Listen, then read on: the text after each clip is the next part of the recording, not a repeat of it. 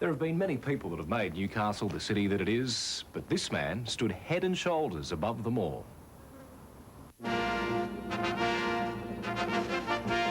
In 1891, 20,000 people, over 1/3 of the district's population, gathered to pay their last respects to Newcastle's most famous man of the time. Coal miner and owner, newspaper proprietor, unionist and politician, James Fletcher was dead. Physical testimony to James Fletcher's place in the history of the Newcastle region is his statue in Pacific Park. Erected in 1897 from money raised by public subscriptions, it remains the only statue of its kind in the city. So what was it about this man, born in Scotland in 1834, that made him so highly revered by the people of Newcastle? James Fletcher was a teenager when he arrived in Australia in February 1851. He went to the goldfields briefly and then settled in Newcastle, where he worked in the Burwood and Borehole collieries. He concentrated his efforts in helping miners improve their social, moral and domestic conditions, and before long was elected chairman of the New Hunter River Miners Association. Well, he was a miners' leader for many years, but I think the key role that he played was first of all in helping to unite the miners, because the different miners from different mines kept separate from each other and they wouldn't combine. It was only when they did combine under Fletcher's leadership that they really became a force as a miners' district union. Now, he then continued, and in the 1870s, when the industry was in a mess, the coal industry that is, and prices were low and wages were low and everyone was complaining, Fletcher had a touch of genius and he proposed a scheme called the Vend scheme. And this made it possible for them to combine the mines themselves and the miners, and in the process they managed to double the price of coal overnight, double it, and also double the wages of the miners. And that created Newcastle's most prosperous period. 1876 was to be a busy year for James Fletcher. On April 3rd, with Fletcher as proprietor, the first edition of the Newcastle Morning Herald and Miners Advocate hit the streets. Within 3 months, Newcastle's first daily newspaper had incorporated its major rival, the Newcastle Chronicle. The Herald's policy was an echo of Fletcher, who wrote many editorials, and his affinity with the paper's readership saw circulation reach 8,000 daily in 1879. What you've got to imagine is a society which is divided into a number of different mining villages: Waratah, Lambton, New Lambton, Minmai, all these places. They all had their own mines, and they all had their own villages, and they were all rivals with each other. Now, then the Herald comes along and produces a district newspaper, and it was through that newspaper that all these people came together to create the city of Newcastle. From 1880 to 1891, James Fletcher represented Newcastle in the New South Wales Legislative Assembly. His rugged eloquence and integrity commanded the respect of both sides of the House. During that time, Fletcher had successfully mediated in strikes, and in 1890 was appointed to the Royal Commission on Strikes. James Fletcher died from heart disease and apoplexy in Melbourne on March 19, 1891. James Fletcher's profound influence on the Newcastle region and its people is difficult to measure. The inscription on his statue is simply to commemorate James Fletcher as a friend of the miners.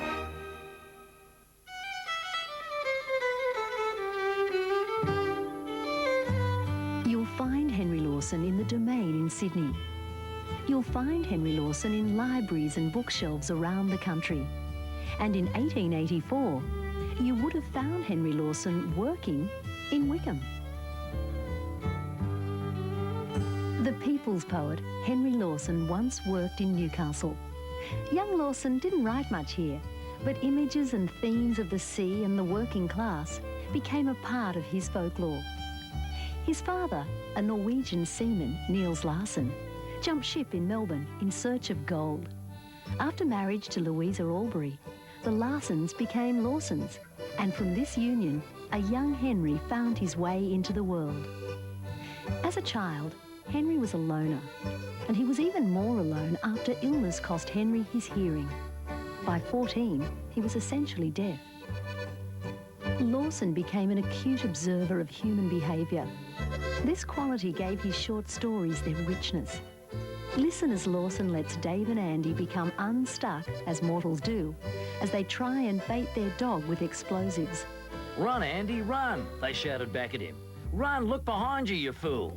Andy turned slowly and looked, and there close behind him was the retriever with the cartridge in his mouth, wedged into his broadest and silliest grin. Henry Lawson, aged 16, landed his first job with Hudson Brothers and was consigned to the paint shop at the Newcastle plant. In 1884, Newcastle was a coal mining and shipping centre. A description from the time revealed Newcastle as a strange, straggling, out-of-the-way colliery village. Lawson arrived at the settlement by ship. It was his first exhilarating experience of sailing. As the steamer rose to the swell outside the heads, I drew a breath as deep as the sea itself. Rubbing down the paint was tiring labour.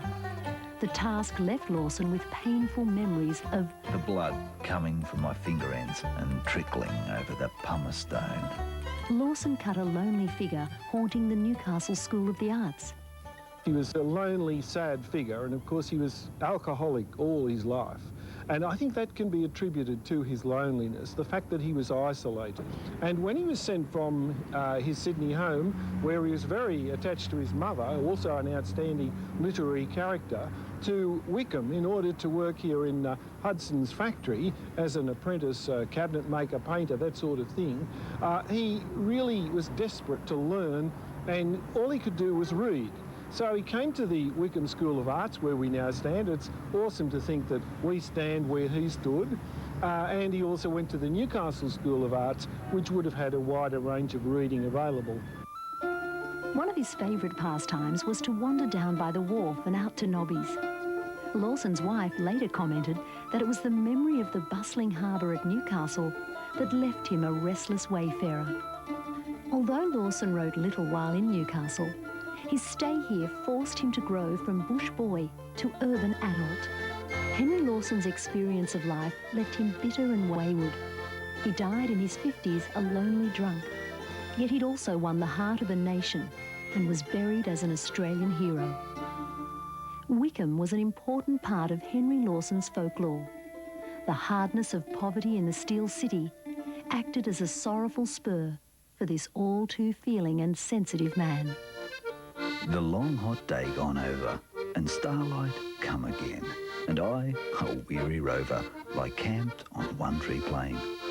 My saddle for a pillow, I lie beneath the tree that softens to a willow in the moonlight over me.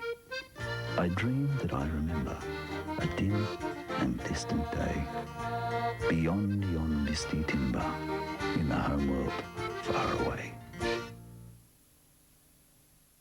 Wednesday.